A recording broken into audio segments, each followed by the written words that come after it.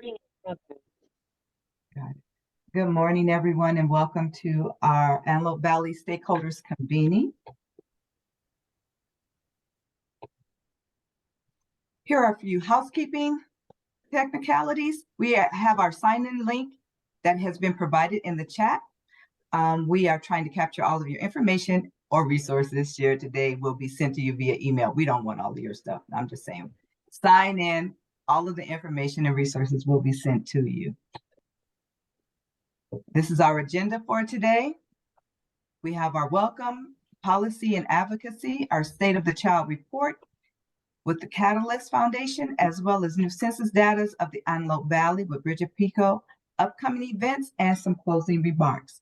I'm going to turn this now over to Sylvia Scott. Thank you, Darrell. And again, welcome everybody. Good morning, buenos dias. I'm so glad that you all could be here with us today. We have some exciting speakers with us today. And as Darrell said, first we have our own Children's Bureau's Adam Seiden, who's going to be really talking about some of the policy and advocacy bills that are coming down the road for California that really will impact a lot of the child welfare providers as well as our community. We also have our consultants, the State of the Child with Catalyst California, giving us an update on the State of the Child report. It's really coming along amazing. There's a lot of information they're going to be sharing. And then lastly, we have our own data manager, Bridget Pico, who will be presenting on some of the new data that we have gathered from the census that we had not presented before. And really, it's our meeting today really is data driven and information for us to have really on information that can impact all of us in what we do in our organizations. So I'm really excited, and I will present Mr. Adam Seiden to come on in. Adam, do you have your PowerPoint, or are you just going to be talking? Yeah, I have a PowerPoint. I'll go ahead and share it. And I will hand it off to our Director of Policy Advocacy here at Children's Bureau, Mr. Adam Seiden. Hello, everybody. Let me get this up and going for you. Go ahead and share. So, yeah, I'm going to go over kind of the I'll talk both about budget and also about kind of legislative. Those are often the two, flip sides to the coin. Sometimes a lot of things that we would really want to do that we think, oh, there should be this, or there should be more support for something, or there should be some kind of program.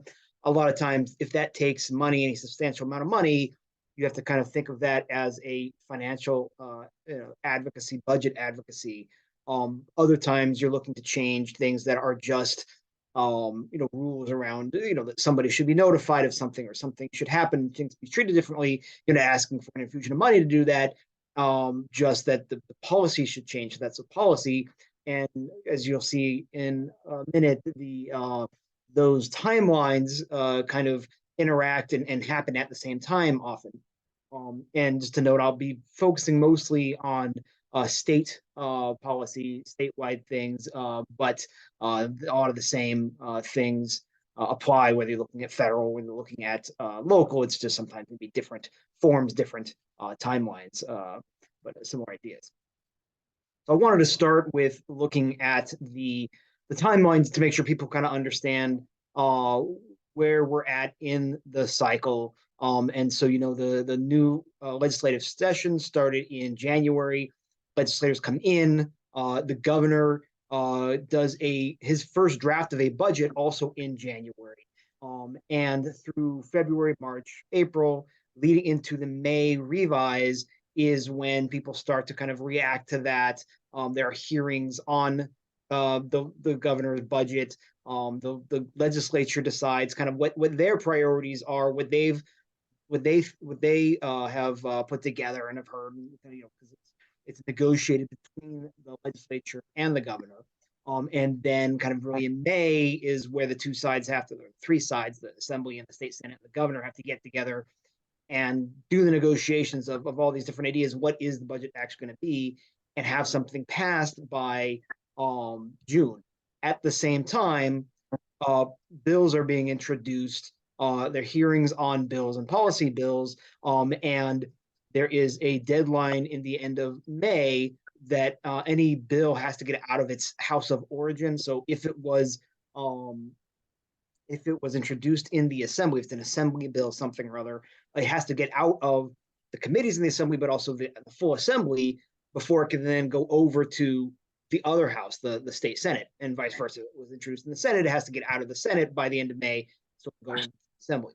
And you'll see in the second half of the year, there isn't really the budget stuff going on, because by then most of the budget has been finalized. Maybe there's some trailer bill language, there's some kind of cleanup, but for the most part, it's been finalized, and you're really focusing on policy things that haven't made it out of have to make it out of the second house. And then if the second house does any changes, has to, kind of go back and be finally approved by both houses, a final version by September.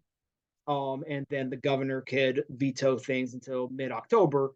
And that's kind of the cycle that we're in. And so these bills, the budget I'm talking about, the January budget, and the bills I'm talking about are just kind of a first step. I know sometimes people think like, oh, these things are already happening. It's not these things are happening, but these are the things that are currently being debated right now. So let's start by looking at the governor's January budget. It is a budget deficit year, so we are expecting that there will be less revenue coming in than the kind of the expenditures that if we had just kind of left things as they had been planned in previous years, we'd be spending too much. And in California, you cannot spend too much. It has to be a balanced budget. And so there's in January, the governor's predicting about $22.5 billion budget gap deficit that has to be fixed. And so the governor put out his idea of how to do that. I'll go through a number of the things. It's kind of important to note some things that the governor's budget does not do. It is not a catastrophic, like, oh, we're going off a financial cliff, we're looking for recession. It's not that kind of a pull everything back budget, like, the state of California has seen in previous years, not recent years, but in the past when we're talking about deficits. This is a different kind of deficit. So the governor's budget does not, pull from the state's rainy day fund. So there's a certain amount that the state has put away for like when things get really bad.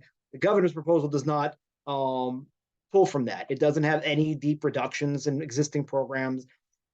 It doesn't cut any of the things that we think of probably as most vital, like education, mental health care, child care, things like that. It doesn't cut any of that. In fact, there are some great things the state of California is doing in education that they're continuing to do, like continuing to push for universal transitional kindergarten, pre-K, continuing to fund universal meals at schools so that children don't have to worry about like not being able to concentrate, not being able to do well in school because they're hungry. They'll get food there. So those types of things is still in the governor's budget. Particularly to looking at kind of child welfare and that sector of things. There are cost of living increases for most of the child welfare sector, meaning residential care places, resource families, foster care families, anything like that, transitional age housing credits, things like that will all get cost of living increase. What the governor does is propose $7.4 billion in delaying. So if previous budgets had said, oh, we would spend this amount each year, they can say, well, let's postpone that to a different year. So it's not a cut, not like we're saying you're not going to get it, you're just not going to get it this year. Pulling back some amount of inflationary spending. So I mentioned all the different sectors of the child welfare sector that get cost of living increases. One that does not ever get that is foster family agencies, that's currently called. And it's just they haven't got it for many years, and it's just not something that they've had. Again, this would have them not have that. And so it kind of does that. There's not a lot of new revenue. The only new revenue is taxing the managed care organizations. And there are some trigger cuts, meaning if all of a sudden we get more money, this is what we see will come back. It's only about $4 billion in actual what they're calling cuts. And so that's, important to kind of put in perspective of what this deficit budget looks like. Of course, now that I've said all that, as I mentioned, usually what happens is as the state, the governor puts a January proposal out there, and as each month goes by after that, the finance people are tracking how our revenues doing compared to what we were expecting. And obviously a lot of revenue usually comes in April around tax day. And so that's, then in May, the governor comes up with a new version, and the legislature, kind of negotiate off of a new version based on what has happened in the last few years, last few months. There are a number of things that are making this year particularly more uncertain. It's always kind of a guessing game. It's always kind of a balancing act going back and forth to get it just right to a place where everybody can agree. But this year it's even harder, starting with Silicon Valley Bank collapsing. And the questions are, how big of a scope is that? Is it just Silicon Valley Bank and everything else is going to be fine? Or are we going to start to see other banks collapsing? I mean, we're already seeing, kind of in international stages. We're seeing, things happening. We're seeing banks being kind of bailed out, or at least the depositors there being bailed out, being infused with cash. And so it's kind of a big question of like, what is about to happen? Are we about to be on a cliff like we were in 2008? Or is it really not that bad and we just kind of have to get through this rough spot and it's okay? Which is what most people are kind of thinking. It's a rough spot. We'll get through. It's nothing like the catastrophic events we're seeing with the global financial meltdown. But the question is also this uncertainty. What does that do to federal monetary policy, which is when the Fed increases the interest rate hikes, which doesn't really affect, kind of everyday depositors, but can affect what Wall Street does, and whether or not big businesses, huge corporations decide to hire people or lay off people and things like that. So these bank collapses can affect all of that stuff a lot. And even if it doesn't affect most of that, and most of the world banking system is fine, and the US banking system is fine, it's only kind of a regional issue. That's kind of, there's certain few banks, mid-sized banks that have certain types of clients in this one region. Well, that one region is us. That one region is California. And so, so there's a lot of these questions of what are we going to see over the next days, weeks, months out of that. And what makes it more complicated also, as I mentioned, as we're tracking revenue coming in, we are, because of the weather, because of the rain, the IRS has actually said that a number of counties throughout California can postpone when they need to pay taxes. And so for many people, tax day has moved. Instead of being April 15th, it's now October 15th. And when we're looking at, well, the revenues are not coming in like we were expecting them to, but is that because people are getting laid off and there isn't revenue ever going to come in? Or is it just that people are delaying it for later? There's this big question mark. And so that's what people in Sacramento are really trying to grapple with as they put together this budget. That being said, there's still, as advocates, what we do is it's still our job to point out what does need to change. We still see families suffering. We still see things that are, shortfalls, and we still need to point those out. And so there still are a number of state budget proposals out there. There's many of them out there, but I'm going to, as I go through these policy updates and talk about the budget proposals and different bills that are pending in different houses, different parts of the legislature, just know that there are probably a bunch of other ones out there also, but I'm just going to try and choose some of the ones I think are most, interesting to looking at, kind of child welfare and protecting children from abuse and supporting families. So start with childcare rate reform. Although I mentioned that the governor is cutting childcare, he also his budget also doesn't do much to fix the crisis in childcare. If you start off thinking, well, things are basically okay in childcare and we just need to have minor tweaks, okay, that's one thing. But if you know that there are major changes that ought to be happening so that families can have people to watch their children. They can go to work, so they can take care of other family members. They can, do things like that.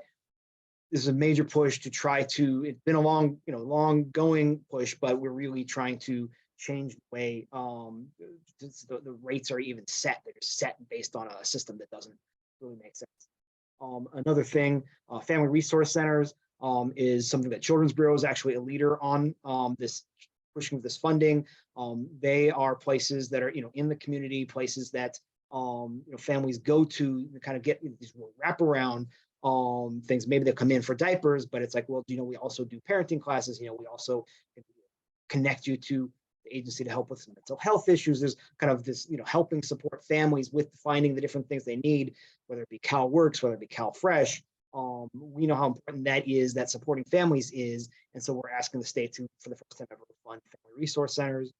There's also no push for domestic and sexual violence prevention out there, which obviously can have a huge impact on families and children. And so those are a few budgets. Sorry to interrupt, but we do have a question in the chat. Oh, yeah. From Jose, and he's asking, is there a plan for us to do some advocacy in Sacramento this year for childcare rate reform, FRC and DV? So I think that sounds like a question of probably the Best Start Policy Committee. I know that they're looking at a number of different things. Sorry, I totally misread that. You know what, Jose, we're in the process of updating our community change agenda again, and that's once we get our community change agenda done, we'll be looking. This is definitely some of the issues that have come up in terms of what the community is looking at to be part of our agenda. But as we also start prepping our committees, this may be something for a community project to do as well. And we'll come after you to help us with that. Yep. I get to see Jose in so many of these meetings now that I'm at. I know it's important to us. That's why I always talk about it. It's always on my list of things. So some of the bills, and by the way, thank you, Sylvia, for stopping me. If I can't really monitor the chat while I'm doing that. So if there's more questions, people have questions, I'm definitely happy to answer them as I go through. So keep them coming. So another kind of category of things we're looking at are things that have to do with child abuse reporting. There is, starting with kind of an administrative look, there's the California Health and Human Services Agency has recently authorized to put together a task force to really look at reforms to mandated reporter with an eye towards trying to make sure that we're supporting families as much as possible, that there is kind of community supporting, strengthening a community pathway. And the idea being, especially for cases where families are getting wrapped up into the system, not for physical abuse, not for sexual abuse, but for things that are just really more poverty, for more general neglect, that are not having the right kind of, not having enough food, not having enough housing, not having things like that, not having childcare. There is the idea is perhaps it isn't best for every single person to be mandated to have to report a family because the kid comes to school without a jacket. Maybe it'd be better to make sure that we're supporting that family and getting the family the clothes they need, and having kind of safe spaces, and really looking at taking the fear out of the reporting. So it's not a mandated reporter who feels like, oh, I have to report because I don't know, I'm going to get caught otherwise and I could be in trouble, but more looking at having that mandated reporter think, does this child seem like they're in risk of harm? If they seem like they're in risk of harm, obviously we definitely want to report that. We want to get that in. We need to separate the family. We need to do that. But finding ways that if it's just a matter of the family needing support, let's get them support. And really looking at that whole system. And so that's something that we're definitely tracking is where is that moving?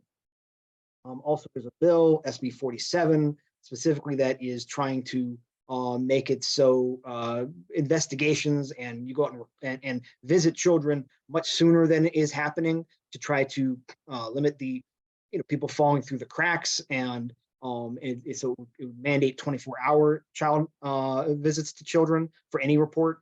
It might be something that should be amended to make sure we're talking about not overburdening the system, going out investigating when again it's maybe neglect, and then you have less resources for going out and protecting children where they really need to be protected on physical abuse and sexual abuse.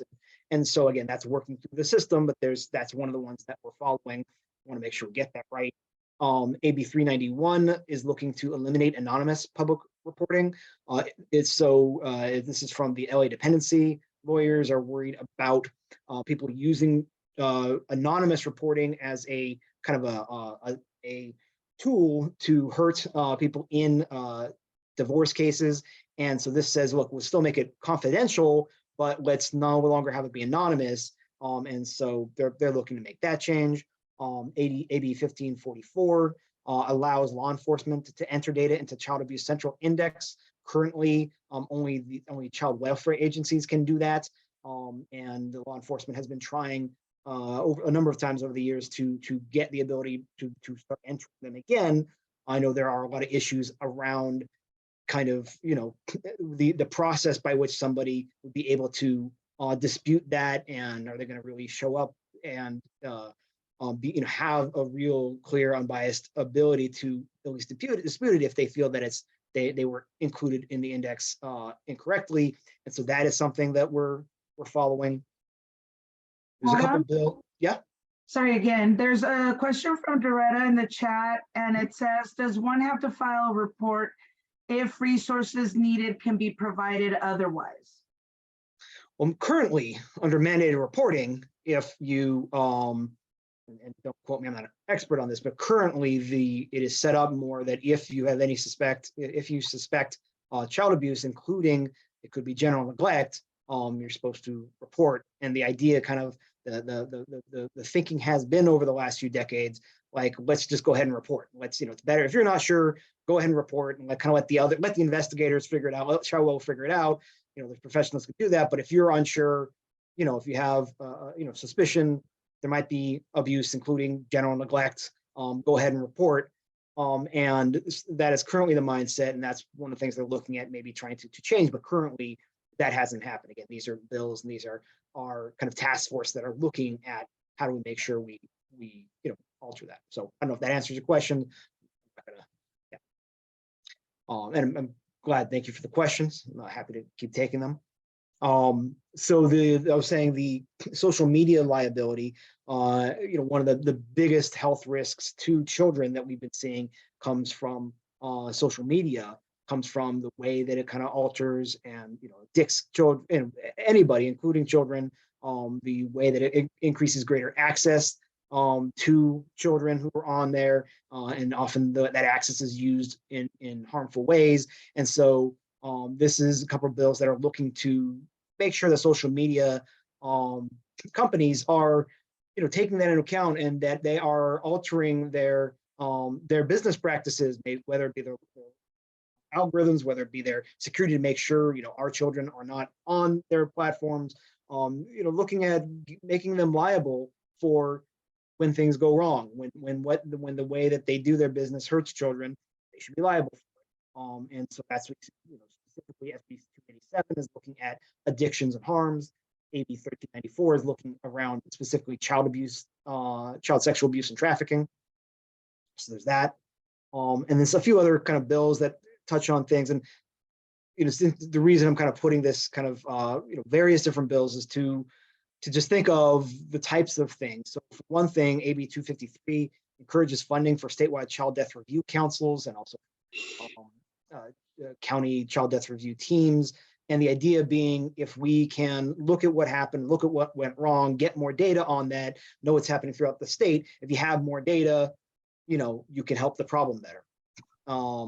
There's the AB 1324 is looking at debt cancellation for child welfare impacted families. So if a family is separated and the children are separated from the parents, currently the parents are, in many cases, have to pay for the support of the children. They have to pay the state, and basically it's like the parents are reimbursing the state. Of course, and many times if those parents are dealing with poverty or dealing with financial issues, and they're trying to do right and do things right to get the child back, that debt hanging over them, having to pay that, is a thing that gets in the way of reunification. And so this is looking to cancel that debt, so that parents aren't having to pay while their children are separated. SB 407, for instance, placement of LGBTQ youth into affirming resource families.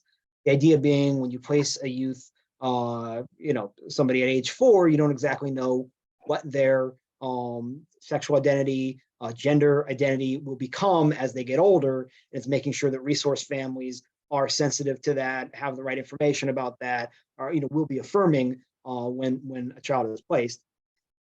599 looks at creating public health approach to student drug use instead of thinking of it as a criminal activity that, they're using drugs, they're using tobacco, and we should treat them like criminals. It's like, well, no, maybe we should treat them like children who are dealing with public health issues, and let's have that public health mentality around it. Let's not automatically go to punishment, but let's go to support, to help them.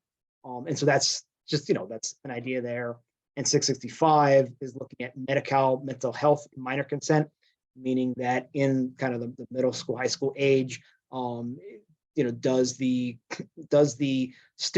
child need to get consent from their parents in order to get mental health care if they're looking to seek that? And this bill would change that. And so those are just kind of a hodgepodge of different policy things that we're tracking, that we're looking at, that have to do with supporting families, the child welfare system. There's many, many more that have to do specifically with kind of older children and have to do with obviously the criminal justice system, the juvenile justice system. Hey, Adam, we have a comment in the chat from Doretta. She was saying, with the vast overflow that needs to be revamped, not all cases of the need for assistance falls under general neglect, particularly when the neglect is not intentional and perhaps a matter of undesired economic issues. Okay, and Jose raised his hand. Jose, you want to come off mic and ask a question? Actually, I just want to echo, if it's okay, Doretta's comment. And I just, Sylvia, I just emailed you a document. So recently, and Adams, you may know this more than I do, the Child Welfare Council at the state level passed a recommendations, literally doing what Doretta just mentioned in terms of the focus. We're trying to get away from, the traditional child abuse reporting to more of community support. So the hope is that in the next several years that the state will look at, how are we reporting child abuse, particularly neglect, because a large percentage of kids being reported on neglect, as I was just mentioned, is based on poverty, right? Really main issue why children are being removed, particularly, as we all know, children coming from the African-American community.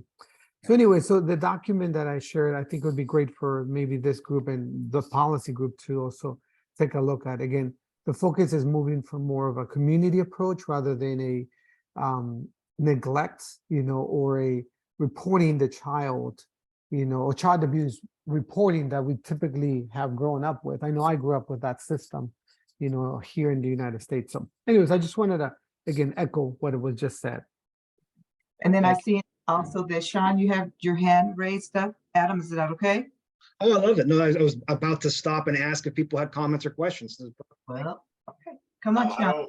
I don't particularly have a question. I just wanted to thank you, Adam, for this presentation, and also just remind everybody that I am here representing the office of our state senator, Senator Wilk. And if there is any advocacy that you would like the senator to do on the state level, I am here to help facilitate that. We do take bill comments, we do take support requests, we do take legislative ideas. So I'm going to put my email in the chat, and my focus area with the senator includes foster youth and nonprofits, the youth and families. So that's why I'm here, and that's why I come to these meetings. So thank you again, and use me as a resource if you can.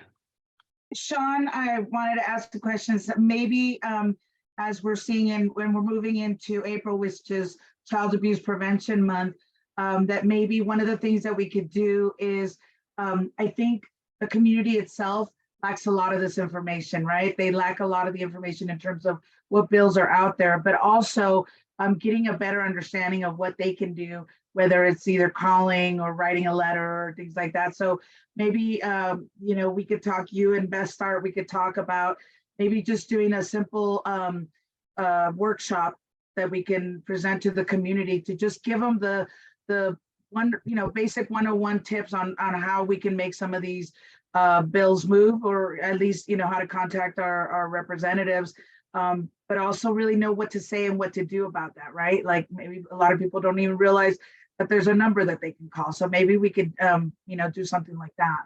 Absolutely. Thanks. Other questions on this or comments people want to make? It's a great time to pause. I'm actually going to go into some of that ideas of like kind of first steps on advocacy here. So back to where we're at in this calendar. This is where I started us. You'll notice that, March and April are really good times to get involved in advocacy. If there's something that I just went through that you're like, wait a minute, this is really something I care about. This is really something, I think we should be doing, whether it's as an individual, whether it's your nonprofit, anything like that. Right now in April is our prime times to be doing that. So it's a great time that I'm here talking about this right now, because by, as I mentioned, these deadlines by May, the budget's coming together, the House of Origin deadlines are upon us. And so you want people who've heard from them. That's not to say that you can't continue advocacy so long as that bill is alive. You continue the advocacy throughout the year until it gets to the point where it's not. But like March, April, great times for advocacy. And I just wanted to go over a few ideas of what that advocacy could look like. For beginning steps for policy advocacy, because that's with Children's Bureau, we're really interested in. It's one thing to have this information and to know these things are going on, but really, what do we do about it then? What's that next step? How do we get people involved? And how to realize that it really is, it is possible to get involved. It's not that much. It can be very daunting. People know, I don't know how to do this. Here's a few, steps you could take. The first one I would say is if there's something that, you saw that, whether it be a budget ask or a bill that you like, or maybe you don't like the way I describe something. If you're like, wait a minute, Adam's missing a whole point of this. He's describing it wrong. I don't want people thinking of it that way. Get involved and, let legislators know, don't be listening to that way they described it. Here's really, why I like this bill or don't like it.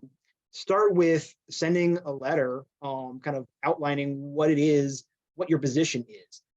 And if you're not sure how to write that letter, and if you're like, wait a minute, I don't know the statistics, I don't know where I would start, you can reach out to elected officials' offices, and they often will have template letters of support for their bills. Or you can, they might even have like a fact sheet that kind of takes you through from that. And so most of it, a lot of that work is done for you. It's right there, and it helps you kind of figure out, how would I say this? I know this would be good, but I don't exactly know how to say it. But this template letter kind of starts that for you, and then you add your twist on it. You add like why that matters to your district, why that matters to your organization. But like 3/4 of that letter is written already, and have links here where you can reach all of the assembly members, all the state senators.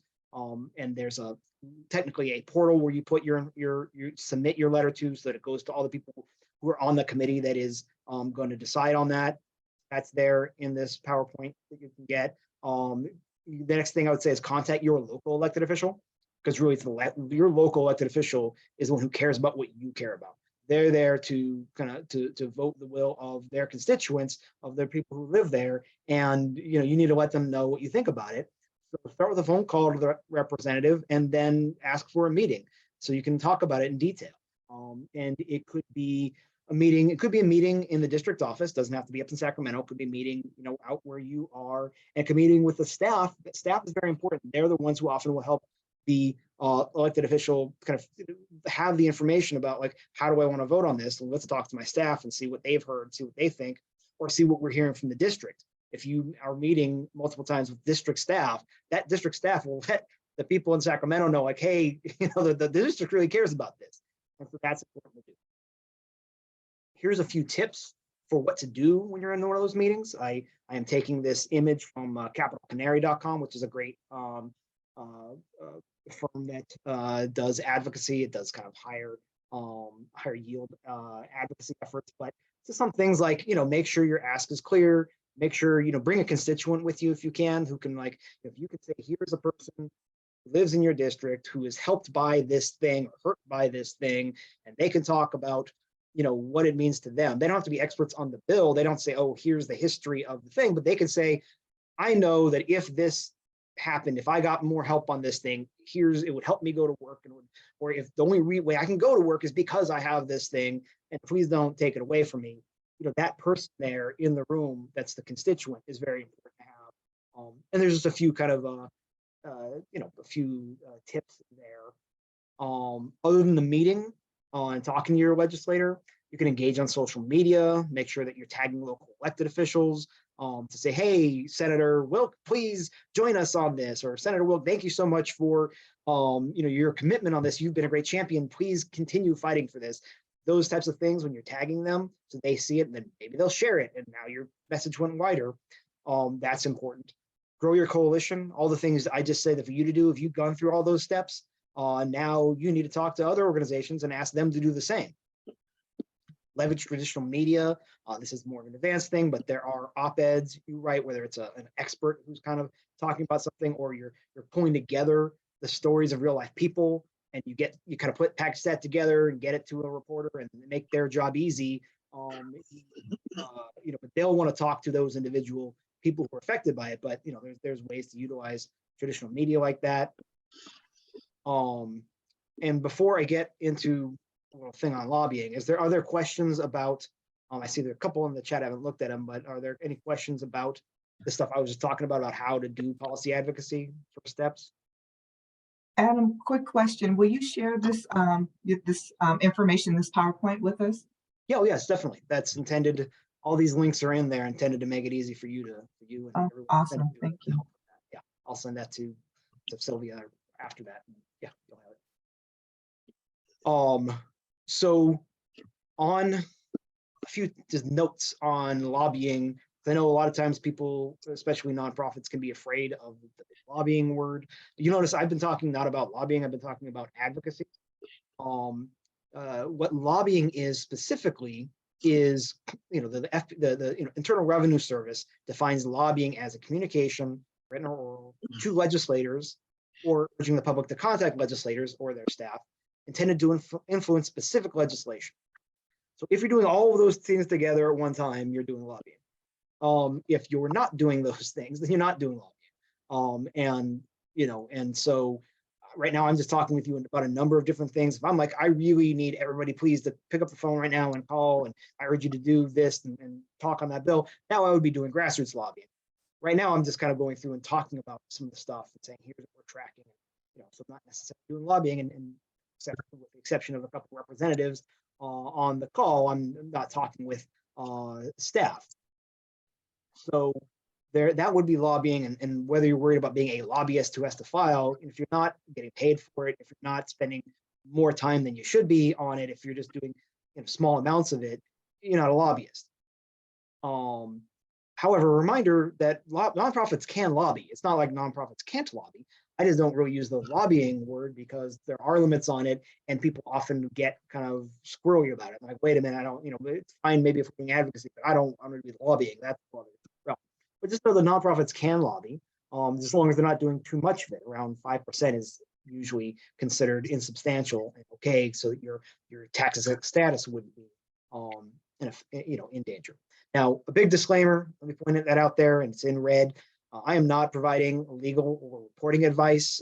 If you are considering doing these things, every organization should ideally kind of seek advice from their own attorneys, advisors.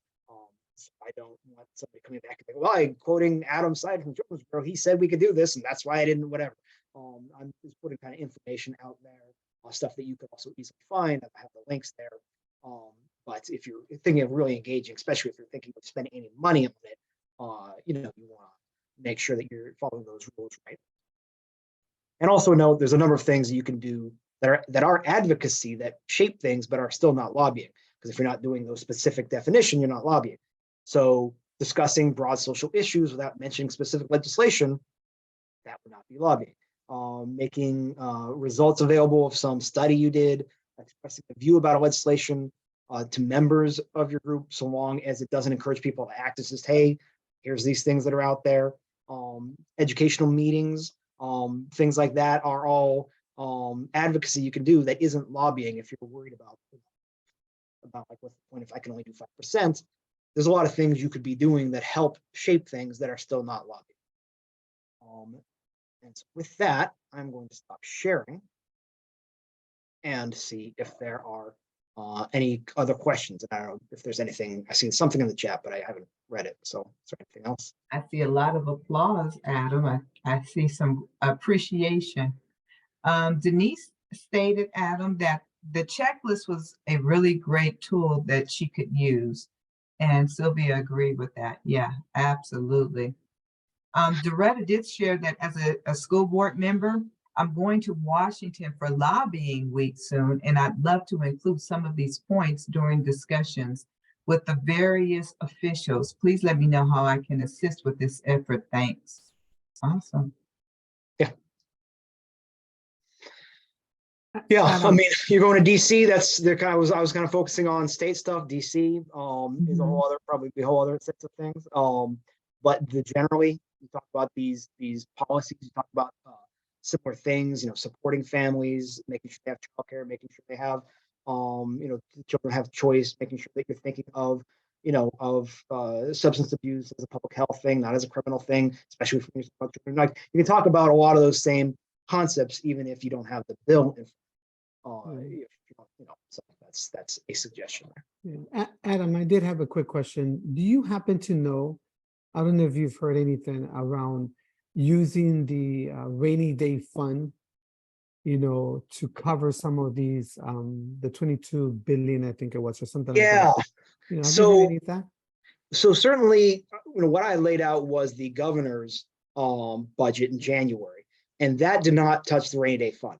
But the legislature, both the Assembly and the Senate, might have a different idea. And they might say, well, like, why would we make these cuts to important things like, you know, the stuff that is going to be postponed, delayed, or cut? You know, the stuff that will be postponed includes like, you know, infrastructure for behavioral health, healthcare workforce, includes things like that. The stuff that's going to be trigger cut is climate change, things that and transportation. And so, you know, maybe the Assembly or the Senate might say, well, let's use, you know, maybe if we use some portion of it, you know, that would make sense. And so we'll still save a good amount, but use some of it. That, you know, that is certainly in the conversation of something we could do. Yeah. Awesome. Any other? That's why you want to talk to your legislators, because the legislators often I will suggest that people advocate at the legislative level. You know, yes, if you make a phone call to the governor's office, it makes some difference. I will never say that advocacy doesn't make any difference, but like the amount of energy and the amount of calls you have to get coordinated into the governor's office to make a difference is a lot. The amount of phone calls and letters, you know, and visits coordinated into your local assembly member to make an impact on them is a whole lot less. If they hear that there's a few of them, if they, you know, if there are a few meetings that are set up in March and April with constituents who are saying, I care about this thing in a legislator's office, that makes a big difference.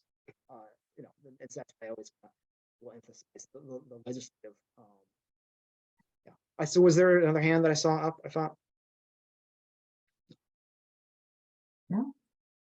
Okay. Well, that's that. I appreciate you having me here. I appreciate you all being interested in advocacy. You know, we think it's really important. We're glad to hear that you do too. And so glad to be here. Awesome. Adam, thank you so much for being here with us. Sorry, Darrell. Just this is really important, and I'm glad that there was a lot of people here with questions and with, you know, wanting to hear this. And we know where you work, so we're going to bring you back, Adam. You can't hide from us, okay? Happy to do it. Great. Awesome. Next, we're going to be hearing from Catalyst California on the State of the Child report with Chris Ringwald and his team.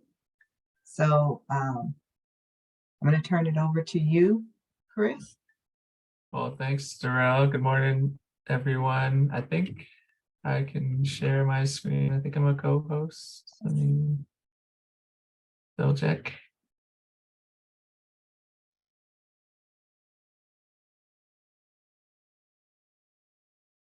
Yes, okay. Let me get into presentation mode. Excuse me.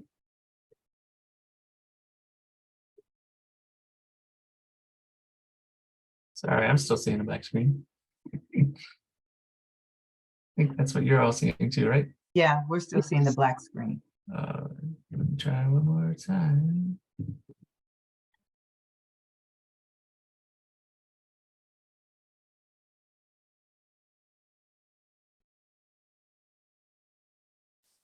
Sorry for technical difficulties. I'm gonna hit refresh on my presentation.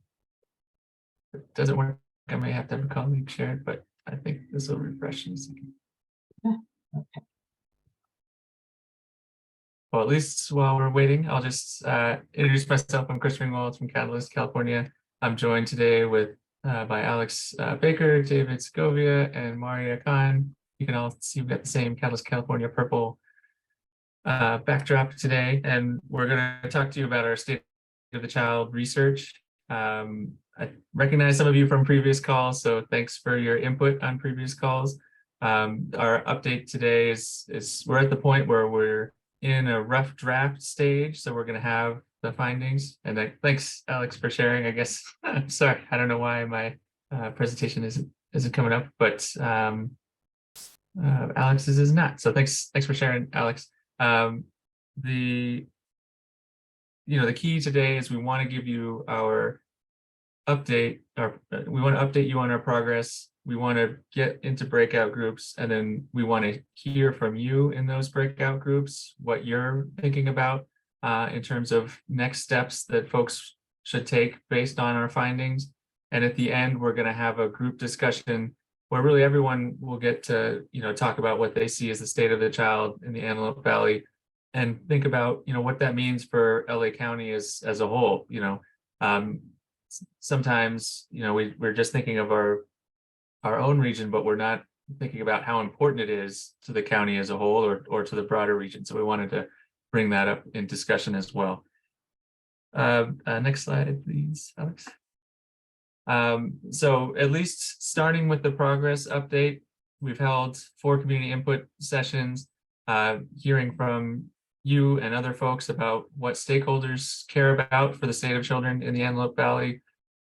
We've collected 30 indicators of those factors in the interim. But we're only going to share findings from a few of those today. We're not sharing all 30, but when we start circulating the rough draft of the report to review, a lot of folks will be able to see all of them. We've interviewed 12 current or former Antelope Valley residents to hear about their experiences, bright spots that we want to lift up in the report, and otherwise read between the lines of the data a little bit, because there's only so much data we have, or so much that data can tell us that people's experiences will often be a lot more valuable, or will help us connect the dots. Lastly, I'll say that before I turn it over to Alex to go over the findings, I'll be monitoring the chat for questions. So if people have questions, as Alex is presenting the findings, or Maria is facilitating her portion of the presentation, please put the questions in the chat and I'll answer them. And if there's any kind of big questions that remain unanswered in the chat, we can answer them at the end. But with that, I'll pass it to Alex to go over the findings. Thank you, Chris. Oh, that's cool. I don't know what that was, but cool. So first, the demographics of children in the AV. So as we all know, the AV is really large, and that also includes children as well. So children are diverse. It's a growing population of children. There's roughly 120,000. 25% of them are under the age of 5. The majority of children were Latinx, and the AV also has a high concentration of children in foster care, then also children experiencing homelessness as well. So those are things to keep in mind when we're thinking about what are extra supports needed, etc. When it comes to cost of living, half of households can't cover basic costs, things like childcare, like transportation, like food. 4 out of 5 families with children under the age of 6 are earning less than real cost of living. So to clarify, the real cost of living is not like the federal poverty line. That means what it actually costs to be able to afford to live in California. So a quote that I thought really encompassed this well was one from an organization. They said that the money and resources they're able to provide clients is just not going as far anymore now as it did before. So, like increasingly that's becoming the case. When we're looking at this chart here, sorry, it's a little bit hard to see because it's so small. But we see that across subgroups, whether it's by race or if you're looking at the group of children under 6, like families with children under 6, we see that there's more people living below the cost of living in the AV compared to in LA County overall. When it comes to resources, we found that the AV had overall low access to health and mental health services, and there were also few childcare and enrichment opportunities for children. So here's a quote about somebody's experience with healthcare I thought was really poignant as well. So, the person said, like, my 2-year-old child had an emergency when he fell down and injured his head. We had to go to the hospital in Lancaster. It was so crowded and we had to wait in the halls with so many people. I was like, I never want to go back to this hospital again. And that's really experience that a lot of people are having. So if you look at the chart here, we see that this is LA County. This is a map of LA County. It shows all the mental health shortage areas, and we see up at the top is the AV. If it's a mental health shortage area that is blue, the whole AV is blue. So the whole AV, you can really see that. When it comes to equity, while Latinx students are the largest student population by race and ethnicity, that was not the case for teacher and staff diversity. So that could lead to issues in cultural competency, students feeling represented, etc. Hate crimes in the AV exceeded those county-wide. We also found that law enforcement was inappropriately targeting Black families when it came to things like use of force and traffic stops. People we interviewed also felt like there was a difference in treatment on the West Side versus the East Side.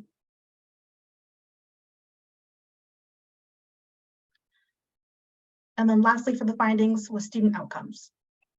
So student outcomes in the AV were lower than those in LA County. So for example, high school graduation rates in the LA County were about like 82 to 83%, whereas in the AV they're about 65. So that's about like a 17 percentage points lower than LA County. When it comes to things like suspensions, students who need the most care, students who are in foster care, students with disabilities, African-American students were the ones who were more likely to be suspended. So when we talked to somebody who was working for a school district, for example, they said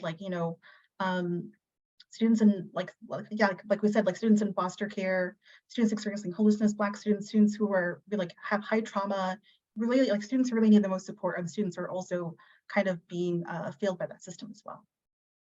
I'm going to go ahead and pass it to Maria to talk more about the conclusions. Yeah, so let's go ahead and talk a little bit about what we've concluded from all of the different findings that we were getting from the data, as well as from talking to you all. And it's been really helpful to speak to different people about this State of the Child report.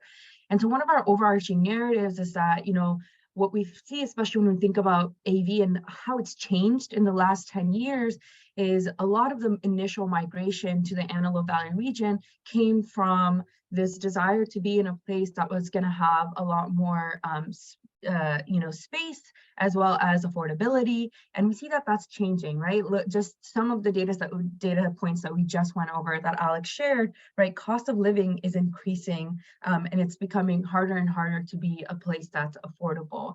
And so there's this larger question of there needs to be proactive infrastructure to address the issues that children and families are facing in the AV region. And what does it mean for LA County to be losing potentially that one region that has was known for kind of having high affordability throughout the county, right? And how can we redirect attention there? A kind of a larger county question. And we'll give you all an opportunity to be a part of that discussion later on as well. Let's go to the next slide. Thank you. And so some of the solutions, right? And we'll again be engaging with you all on what some of these solutions can be as well, but you'll see some of these are directly in response to some of the data driven findings that we found. These also came from, again, our community sessions and our interviews. And so some of the things that we have drafted in our report as far as solutions is addressing kind of basic needs and shoring up on the safety net. So, you know, we still find that a lot of the families are still struggling with being able to just access their basic needs and having that taken care of. Increasing childcare reimbursement rates and investments in learning resources. A lot of the parents that we spoke to spoke about, you know, the lack of access to some extracurricular activities, for example, after school programming for children, and that being an issue. Another one is increasing investments in health and mental health services. So this is responding directly to the map that we just shared with you all, seeing that there's a very real shortage on mental health and healthcare professionals in this region, collaborating across sectors to hold systems accountable. So there's, you know, a couple of systems impacted youth. I think there's a good amount of population, especially for youth in the AV. And so making sure that those systems are being held accountable to provide equitable services to all of the children that they're seeing, advocating for more resources for children and families, and developing new advocates, as well as sharing information about more resources among organizations and individuals. As the Children's Bureau, you know, does with these types of meetings and in their capacity and with their work. And so continuing to have those kinds of organizations and network that you all have with each other. This is also something that came up kind of as an insight from one of our interviews as well. So yeah, that's a couple of the solutions, and we'll move on to the next slide. We also wanted to share with you all just some of the kind of insights that we were gathering. One of the questions that we asked every single one of our interviewees is, you know, what would you like to see policymakers and systems leaders do? For us, this was one of the most insightful questions. It was really helpful to just see what exactly were perhaps some of the pain points, especially coming from organizations that, you know, frankly, most of you all and the organizations that we're talking to, they know about these issues, right? It's not necessarily new information, but it's really helpful for us to then be able to chat with you all and hear, okay, this is the nuance where within our organization where we could increase our capacity and have more help. So one of the things that I thought was a really helpful insight is if you look at the quote over here on the bottom left, you know, one of the persons we talked to shared, I wish our local government looked at the unhoused population with the compassion and not as a burden, because these are people who need help, right? So unhoused population came up a couple of times while we were talking to individuals, and then also within our research as well. And I think this was just a really important point in how it's, you know, not just about resources and funding perhaps, but it's also about perspective. And it's also about how we're perceiving the community that is AV and everybody that makes up that community. So let's go to the next one. Another one of the questions that we want to highlight that we were asking every interviewee is, you know, what is the state of the child? This is the title of our report, but how would you define it? And so we got a very different, you know, answers. A lot of it ranged from feeling very unhopeful to feeling, you know, extremely optimistic. So there was different kind of opinions on this. And I think, yeah, there's just, it's great to kind of see the optimism, but I think it's also important to recognize that there is a lot of need for investment and care in this area in specific, right? So I'll highlight just a quote on the bottom right for this one. We had a person who stated, you know, the state of the child is poor. There's a lack of resources, a lack of healthcare, a lack of jobs, poverty. I'm deeply concerned about the state of our children. And so we'll go to the next slide. And so for this next portion, we're going to go ahead and hop into breakout rooms. There will be one Catalyst California staff member in each of the breakout rooms, and we'll have a Jamboard, which is essentially just a Google, yeah, there you go. Thank you for pulling that up, Alex. So this is essentially a little, think of it as like a virtual whiteboard. And so we'll take notes on this as we kind of dive into this discussion. And we want to turn it over to you all and ask, you know, what should policymakers do? What should advocates do to address some of these issues that we've just covered in this presentation? So let's go ahead and do the breakout rooms. I believe somebody from the Children's Bureau staff is gonna be opening those up soon. And Stephanie's opened them up. You are all going.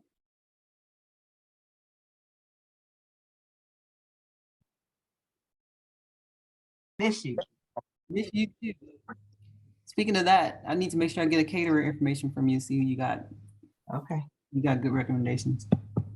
Thank you all so much for going into the breakouts. I know our group had a lot to share, a lot of really great insights, and we actually ran out of time. So yeah, please follow up with us later if you want to, finish your thought or have something else that you want to share that you'd like to see in the report, and we'd love to hear your insights and take that into consideration.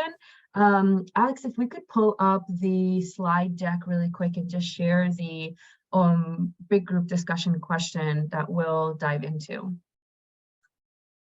We'll share our email addresses to be contacted with at the end, so you can follow up with us that way. I'll go ahead and just start talking through. So essentially now, I hope that, last breakout was a good opportunity for you all to kind of get into just brainstorming a little bit about solutions, about what policymakers can do, what advocates can do. And then if we go to the next slide. Yeah, so now we want to kind of bring it back as a big room, and we want to discuss, how is a thriving AV crucial to a thriving LA County? One of the things that came up a lot in our kind of interaction with different folks, whether it was through the sense-making sessions or the interviews, was talking about the county as a whole and how the AV is perceived and the attention that it gets or the lack of attention. So yeah, we want to pose that question to you all and kind of engage in this large group discussion of, as we talked about in the conclusion, our overarching narrative for this report has been about, okay, we're looking at the AV region really changing. And so what does this mean for the county as a whole when the AV, one of the things we just talked about in our breakout group was that it can be a safe haven for people who are looking for affordability, who are looking for, a lower cost of living. And now that that narrative is changing, what does that mean for LA County as a whole? So we can stop the screen share. And if you would like to contribute to the conversation, which we would appreciate, you can see at the bottom of your Zoom screen, there's a couple of icons. If you click on reactions and just click raise hand, we can start the discussion off that way. So if you want to talk, please raise your hand and we'll bump it to you.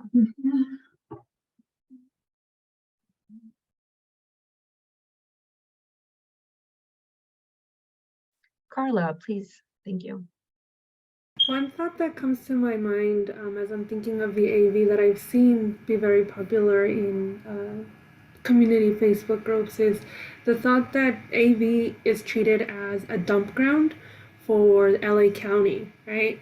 And it's sad to think of the AV like that. I know I've seen comments where community members say, well, it used to be great, it was amazing.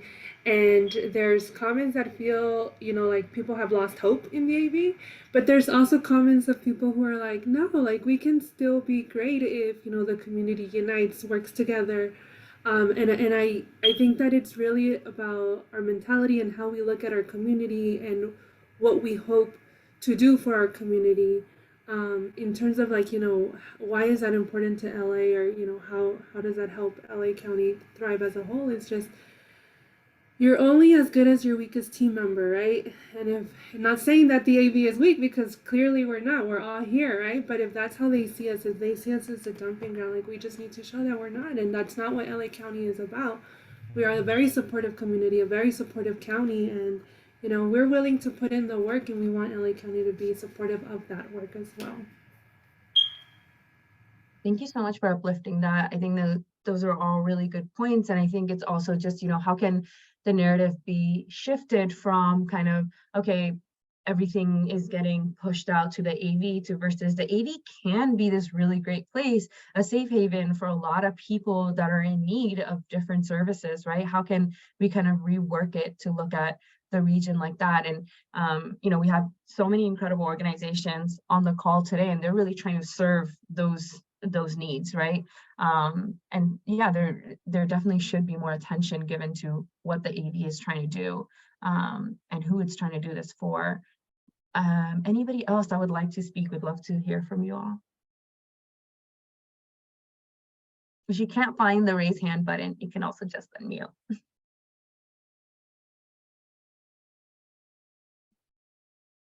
Doretta? Yeah. Oh, sorry. And then we can go on to Lalonda. I think Chris had a question in the chat first. Oh, sorry, I was just putting the question from the slide, if you weren't seeing the slide anymore. Sorry, go ahead. Okay, I wanted to say that I really appreciate, I think it was Carla that just spoke. I mean, she speaks volumes to the absolute truth, and her sentiment regarding we're only as strong as our weakest link. I mean, if we all can understand the value of what that really means, it would help strike some empathy, some objectivity, and some understanding in the hearts of those that lack the understanding that, no, we're not just castaways here in the Antelope Valley. I actually came from Los Angeles County myself, and the color of language can be very, very dangerous and kind of debilitating to a community's success. So, you know, I kind of think that we have to identify where those messages are coming from individually. When we hear those messages, we have to be bold and addressing those messages and providing other narratives about who we actually are and our intentions, and those that are in positions to speak with those in higher levels that are pushing that narrative should be just as bold as our community members and address the bias, you know, call it out and educate on the negative impact of people. We have folks that are suffering with depression and things like that. And those types of attitudes only add to that, further perpetuating a decline in our community. So I really value Carla's sentiment, and I just want to stand behind her 100%. Thank you for sharing that. Yeah, there were a lot of nodding heads, so I think it's well heard in this community as well. I think Lalonda, I hope I said your name right. Yeah, that's fine. I'm not. Okay. You said it perfect. And my point was that what we talked about was definitely as far as just I'm born and raised out here in Antelope Valley, and back in the day, they had a lot of stuff for the youth as far as like Club 2000, Skateplex, skating ring. So it's not a lot of stuff. And then they had it where we also addressed to where they had it like I danced at the ballroom at the library. So that was so it wasn't about funding. It was already paid for. It was through the and I was able to go do ballroom dances and different things that I was as growing up out here. So I just feel like they took away. I mean, everything's taken away. It's no really resources for kids and nothing out here. And then we also said as far as on just it's definitely what Doretta was saying, as well as previously with Carla, just holding people accountable, you know, that we do elect and keeping them on, because funding has, I mean, on all avenues, on east, west, doesn't matter what area you live on, just making it all to where we all are able to get our kids in these communities and start this back up. Even at age 14, I worked for LA County, and I was able to buy my school clothes for 9th grade, and that was helpful for me. They don't have no resources how they had back in the day. Yeah, definitely. Resources is something that came up again and again in both the data as well as when we were speaking to people, and coming up also in the sense of, you know, there could be the same resources provided today, but they're just not going as far because of the higher cost of living, you know, because there's a greater population, a greater, more vulnerable population, you know, that has need. And so what does that, you know, look like? What does that mean for this region? So yeah, thank you for uplifting that. Anybody else that would like to share? We still have a couple of minutes that we have scheduled for this discussion. I just wanted to go ahead and kind of talk about, what you said as far as a thriving Antelope Valley. And the Antelope Valley, I have been here over 40 years. Both my daughters and my granddaughter were born here. So I've seen it grow from no mall to just kind of a wide spot in the road to when they built the mall. And then the Antelope Valley started thriving, and it became the place where people wanted to move to. They wanted to move from LA to the Antelope Valley because they wanted to get their family out of the riffraff. But over the years, the valley has changed, the Antelope Valley area.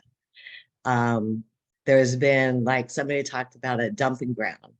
There's been more homelessness, there's been more drugs, there's been a whole lot of other things going on in the area, but the funding to deal with those issues hasn't come like it should have.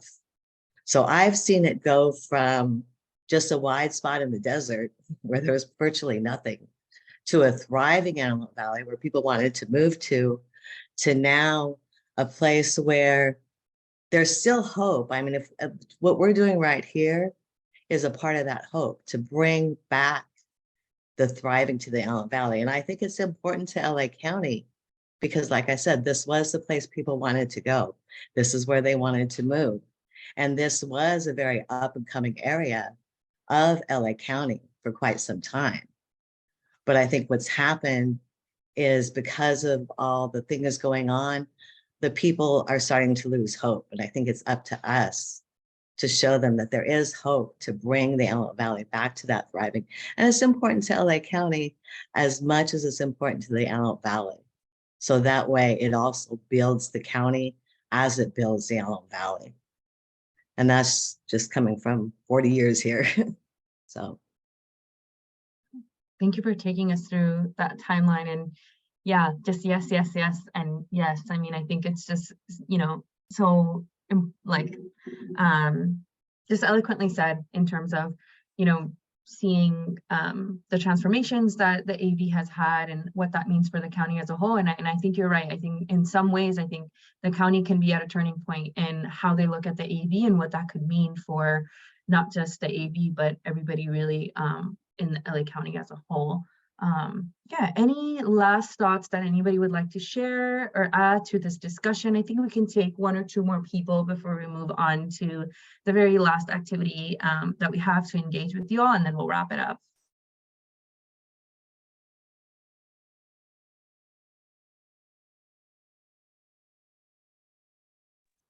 If I can say something else, if everybody doesn't Please. mind, I want to speak to Denise.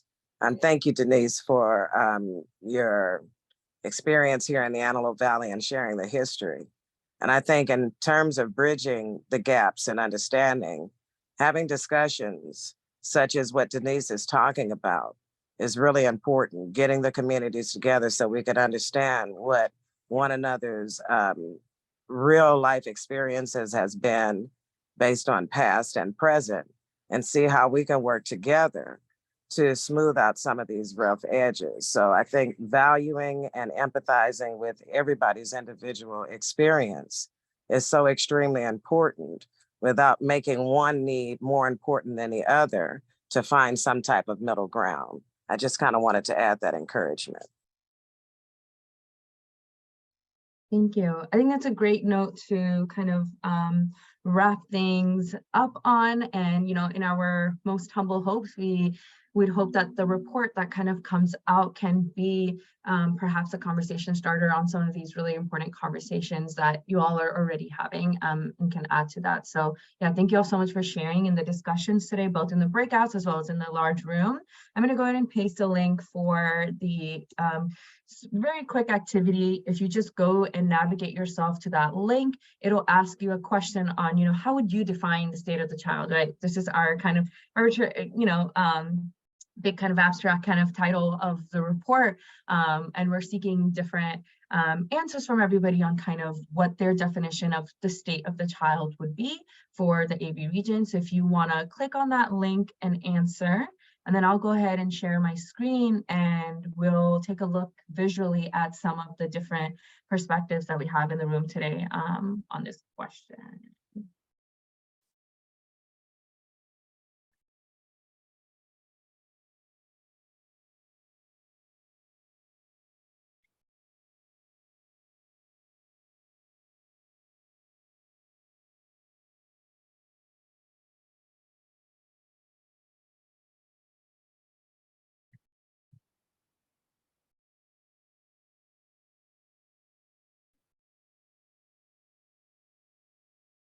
So this will just keep updating as you all answer.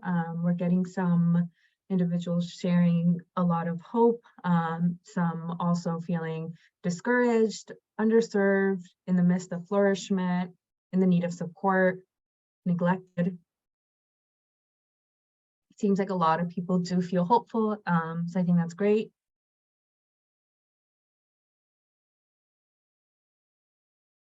We can give it maybe like another 30 seconds or so. I think there's a couple more people in the room, so I want to make sure we can see what other people have to share as well.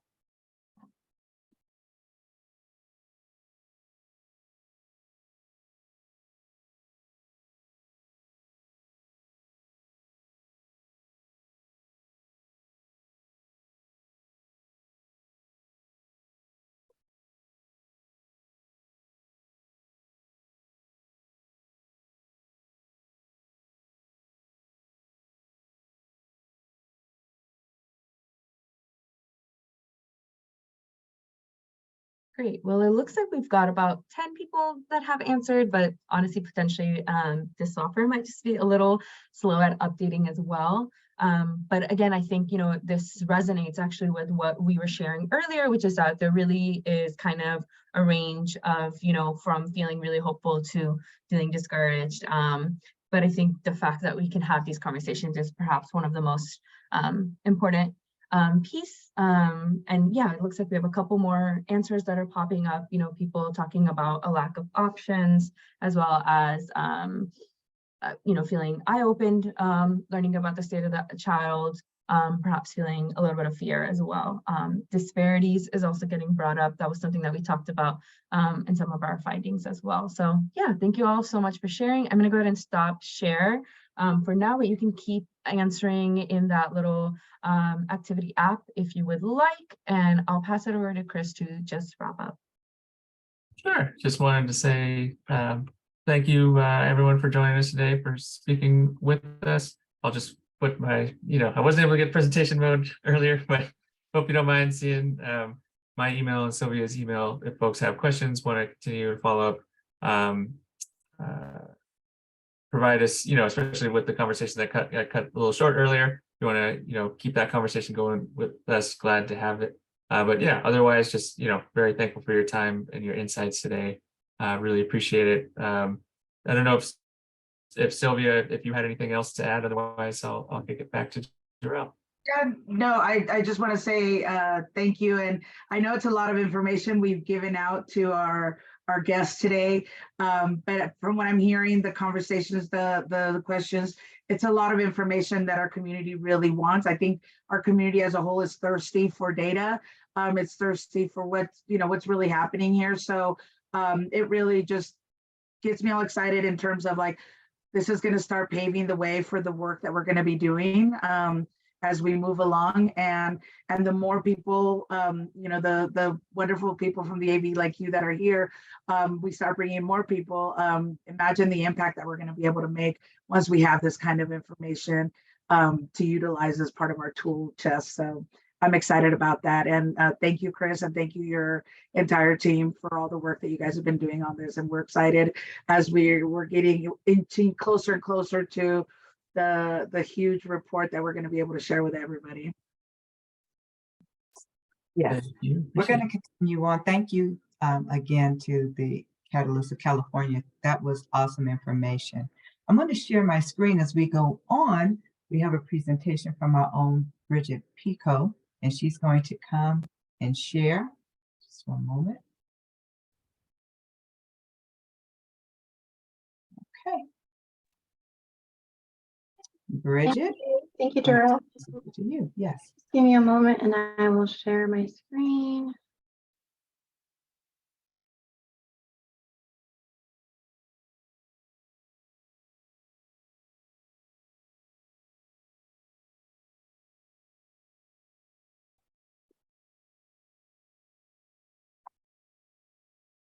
All right.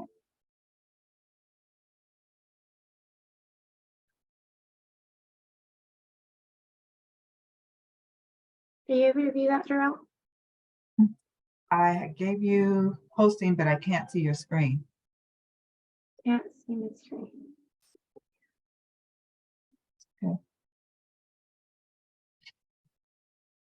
Yeah, you have co-host ability. There you go. We can see you coming on. Okay, wonderful. Okay, I wanted to go over with you all the agenda I have for today. So I'm going to be viewing the new data points and the division between East, West, and Region 5 included in the network maps. I will also be reviewing the updated 2021 census maps for the Best Start Network. And I'm also going to be demonstrating on how to navigate the maps.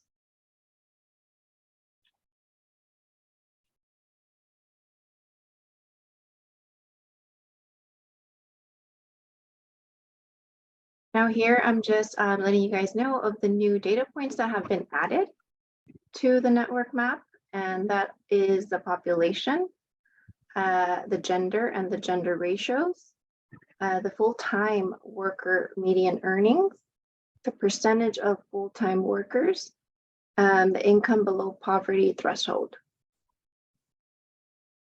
Sorry, my voice just got raspy all of a sudden.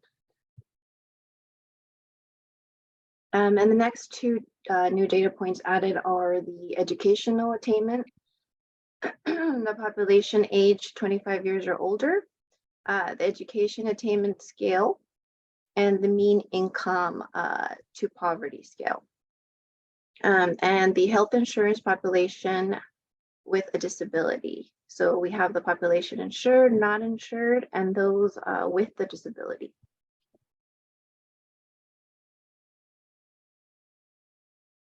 Now, the updated network maps include the divisions between East, West, Lancaster, Palmdale, and Antelope Valley.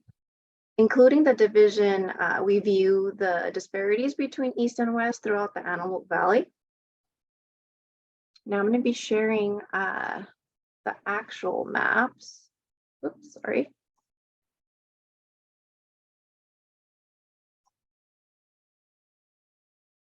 Can you see that, Darrell? No. No. I can't. No. Okay, let me do that again. Let me share one more time.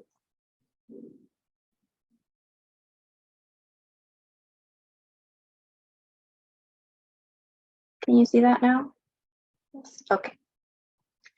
Now, for those of you that are seeing our Region 5 data map for the first time, all of the data captured here is from the US Census with the newest 5-year estimate, which is a 2017 to 2021 American Community Survey. And the center of the Antelope Valley Best Start Region 5 map is this here, as you can see. And then on the right panel are all the data points available. Now, today I'm just going to be touching on the new data points that have been added. But if we have some extra time, if you guys would like to go over some of the other data points, we can do that at the end. Now, on the lower left corner of the map is the population median age here. When the yellow portion is a younger median age, the higher we go, so the more red, the higher the median age is. So if you view all the different circles, right, the red, the higher the median age would be in this specific area of Antelope Valley. Now, if we hover over it, we're able to see all the different information, whether it's the median age, the households, the population in the households, the average household size. And the other new information is the male female ratios, which is in this particular area is 103.9.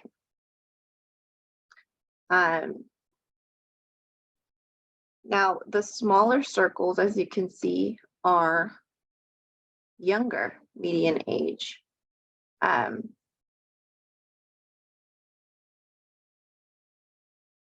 As you can see there, okay?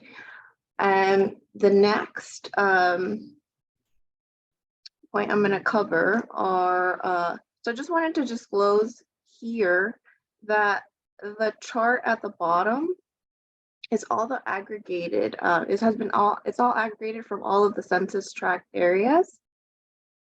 Whoops, I skipped to the wrong one. Okay, so now the next one I'm gonna cover is, the new data point covered is the full-time worker income.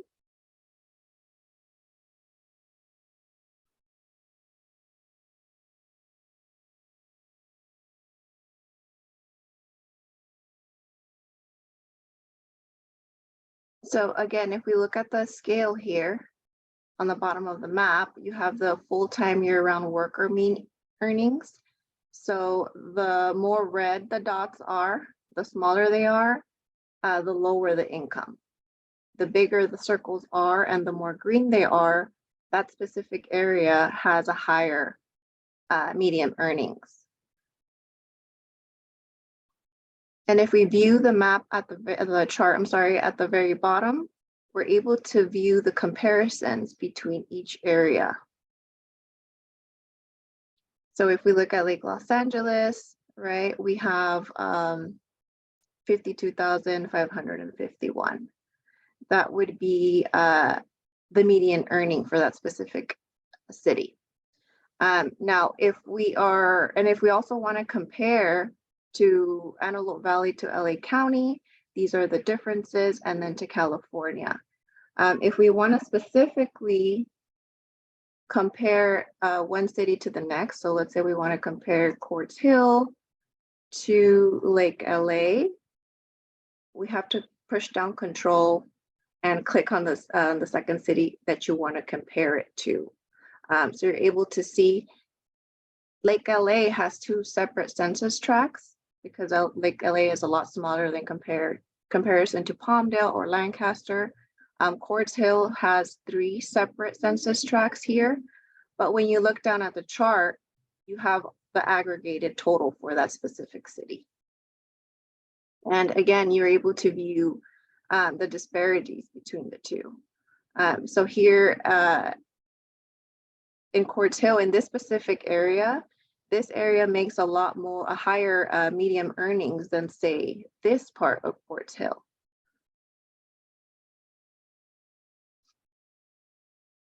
And then when we view, we click here on the sheet swapper, we're able to view the full-time worker median earnings and what percent below the poverty threshold is. So the lower the percentage, of course, their percentage of poverty is not as high, excuse me, than, say, I'm sorry, I said that the opposite way. So the bigger the circle, the less poverty. But we could always switch up which ones we want to choose. You can do it overall, so you can view all the disparities throughout Antelope Valley here. And as you can see, here is the average. And then again, we can compare Antelope Valley compared to LA County.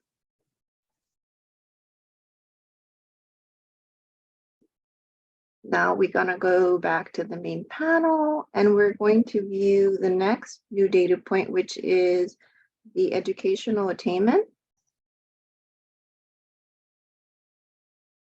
And here, we're able to see the bigger and brighter, right? The bigger and brighter circles, the higher educational attainment. So in this particular area, the educational attainment is a lot higher than, say, this part of Lake Los Angeles.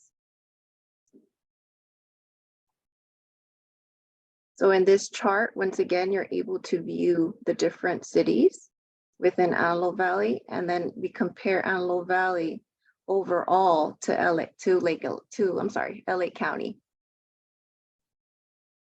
And when we click the sheet swapper, once again, you can see all the different cities and excuse me, and the below poverty threshold. So the comparison of the income, right, based on the educational attainment to where they're met at the poverty threshold. And when you hover over them, you're able to see each where it corresponds to, what city it corresponds to.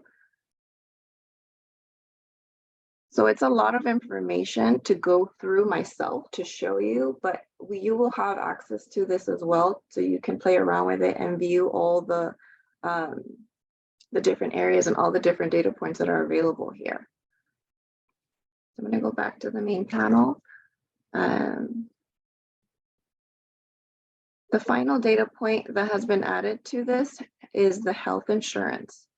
This was not added before, so this is completely new. Here you're able to view the percentage of the population that is insured. So this is the more blue it is, the people do have insurance, and the more purple it is the amount of people that do not have insurance. So once again, it's showing the population. So if the bigger the circle, the more the population does not have insurance. And once again, you're able to see the comparison between cities down here. I'm and glad then that everything worked out and he there. Okay. you're able to see Antelope Valley overall in comparison to LA County.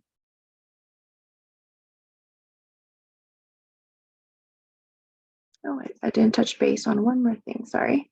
So then when we hover over the circles, you're able to see the population with a disability. So it's separated into age groups. So under 18, the population, and then those with the disability, and then 18 to 64-year-olds, the amount of population, and then those with a disability. And then those who are 65 and older, the number of the population, and then those with the disability. And again, you can click on each city, so that way you can make comparisons if you'd like. Whether it's West Lancaster and compare it to East Lancaster, and it'll separate and filter those cities that you would like to see.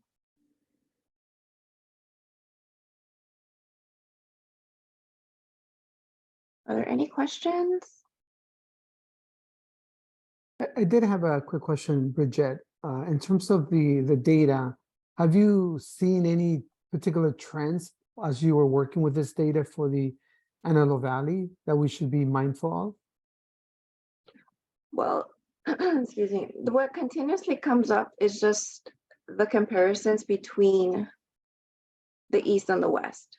There's always these disparities that you view. So if you view East Lancaster to East, where is East Palmdale? Right below it.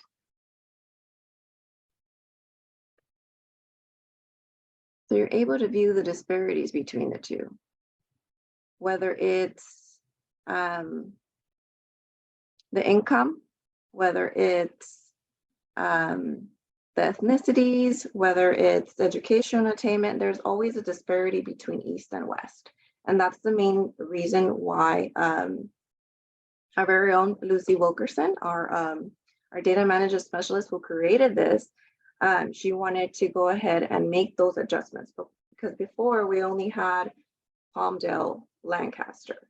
So this is new, creating that East and West, so that way we were able to see the differences and the disparities and what cities are more vulnerable than others. Jose, one of the things, some of the patterns that we have seen as well is that overall, the Antelope Valley continues to have the educational level disparities, the graduation level disparities. It also, not much has been done in terms of health equity, inequities. And what it does show is that it continues. What happens is with the Antelope Valley, one of the things that they are continuing to see, and this is some of the information that I think has come out even out of the State of the Child, just the earlier death rates for people in the Antelope Valley, elderly people in the Antelope Valley, rather than other areas of LA County and California for that matter. So those are just some of the things that have come out. And through this, but also through the State of the Child report, we're going to be able to see a better view of what are the patterns out here. Does anyone else have any comments?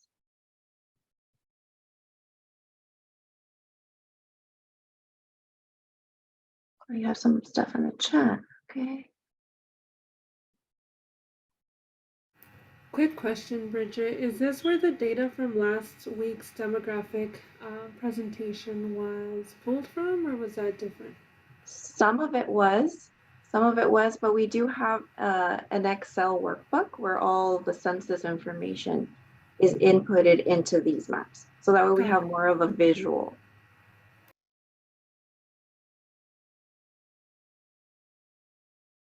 But will we be getting the PowerPoints to all presentations? Yes, you will. Does everyone have access to these maps? Yes, you will have access to these maps. I'm going to share my email if you'd like to reach out, and I can send this with you. If you have any other questions, you can also reach out.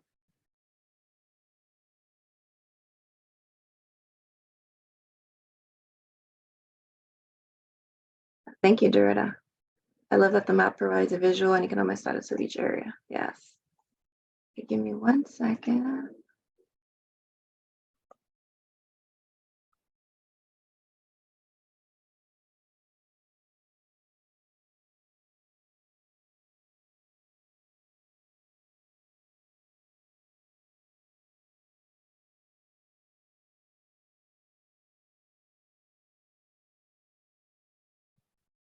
Okay, thank you so much, Bridget, and share your information. Are there any more comments? Any other questions? Okay, I'm going to share my screen, and we are coming to the conclusion of our morning meeting. But before we do, we have some updates from Best Start. And I'm going to ask my co-worker for now, Tracy LaMonica, to come off mic and kind of share our updates. Hi, thank you so much, Darrell. So we're super excited. We are in the halfway point of the Policy Leadership Academy. I know I see a couple people here that were there this morning. We just had Polo Morales from Churla speaking on social justice. So we're going to be going to the end of April. So that's super exciting. That is the 12-week cohort. The diversity, equity, inclusion. We have 2 more sessions. We just had our session last week. Very informative. It was gender diversity inclusion. So that is with Danielle Johnson. So as I said, you can still attend the next 2 that are coming up. We're super excited to offer that to our residents. The Trauma Informed Masterclass. Now, the Trauma Informed Masterclass is a 10-week cohort, and it is locked down. We can't have anybody new in because it's in the middle of the process. But it is, like I said, actually meeting tomorrow for our 5th session. And again, it's very, very popular. We had about 200 people sign up, and we still have half attending. And we're also very excited that once they have attended the full 10-week course, we will be doing a train the trainer in June, at the end of June, for those who have completed all 10 sessions. So again, we're offering these to our community at large, to our Best Start network partners, to our residents, to add another tool in the toolbox. Super exciting. And then finally, our grant writing workshop. I'm actually going to turn this over to Sylvia, my director, to talk a little bit more about that. Our program officer, Pilar Diaz, actually, she changed her name. I know she got married, but I don't have the full name, but she is actually offering the grant writing workshop. So Sylvia. Sure. Thank you, Tracy. Yes, Pilar has offered very generously to do a couple of grant writing workshops, and she's going to be doing it with one of our partners here in the community. She's going to be doing one with them, and she had offered to do one with us. And basically, the City of Hope has several opportunities for some smaller type grants and micro grants that would be available to different organizations from the community. And so she's trying to take this opportunity. Pilar herself was a former grant writer. And so she has a lot of the knowledge and the tools that maybe some of the smaller organizations could utilize. And she's going to help anybody that attends get the basic information and the knowledge that you need to be able to apply for these grants. And it's right around the corner. We've got a flyer that's been created. We're going to share that flyer this afternoon with everybody who attended today to make sure. So stay tuned. It'll be with everything you're going to get from what we presented, all the presentations, any contact information. But that flyer will also be included in case it's something that you may be interested in. And I think it's a great opportunity. We haven't had a lot of grant writing opportunities for the smaller mom and pop organizations here in the Antelope Valley. And we hope to bring more of that as well. So, we'll keep you posted. The flyer will have how to sign up for it, and let's get you all in. Let's start getting money for the Antelope Valley by people from the Antelope Valley. I think that's a huge challenge for us, and a new goal that maybe we can all set for ourselves. Yeah, awesome. Thank you, Sylvia. Next, we want to encourage you to follow us on our Instagram, Facebook, YouTube. You can use our QR code and get connected with our Best Start team and find out what's happening here in the Antelope Valley with Best Start. That being said, thank you for joining us this morning. I know you got a lot of great information, so we look forward to sharing some more information with you. Have a great day, and we'll talk with you soon. Bye now. Thank you, everybody, for taking the time to join us. And we'll see you at our next convening in June. But like I said, Child Abuse Prevention Month is coming, so stay tuned for a lot of great events that are happening here in the Antelope Valley. Yes.